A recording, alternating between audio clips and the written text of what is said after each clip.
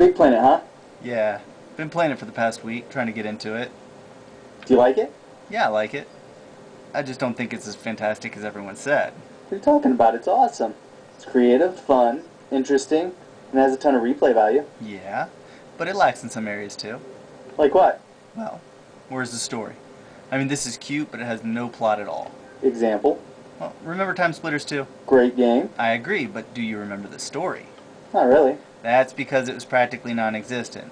The game offered everything you could want, including the ability to create and play on your own maps, but in the end it didn't offer much for the player to really get into. If it wasn't for the deathmatch, challenge, and arcade modes, it wouldn't have been that good. What's this have to do with Little Big Planet? Well, it had more story than Little Big Planet does. I like a good story. I want to have an adventure that I can feel I'm part of. That's why I love video games. I mean, this is fun, but I have no connection to the character. It's basically a custom level creator with no real substance. In the end, who am I in this game? Sackboy? Wow. That's a bit harsh. It's not harsh at all, man. If I pay $60 for a side-scroller with the amount of hype this one's gotten, then I expect near perfection.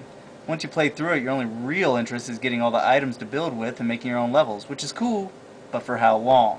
Well, what about the online modes? Seems like there's nearly limitless options there. Like that level you were just playing a second ago. You created it, right? Yeah. Well, if I saw correctly, you made a level where a PS3 on wheels rockets across the ground, slams into a switch that detonates a 360, and blows it into a million pieces. Then it all gets crushed by a giant Wiimote that tips over after the explosion. Yeah. In what other game can you do that? Well, none that I can think of. There's no question that user-created content seems to be the game's main focus. Kind of like Halo's multiplayer. And as part of the Little Big Planet community, you can create levels for people to play, and you can play levels that others have created. This does offer greater replay value, and I think that's the game's saving grace. Without it, it would be average at best. Okay. Well, as long as we're on the same page. So, you like all of that. What else would you point out? The control's touchy. It's a side-scroller with some level of depth, and it's kind of hard to find out where your character is within that depth sometimes, or to get him where he should be.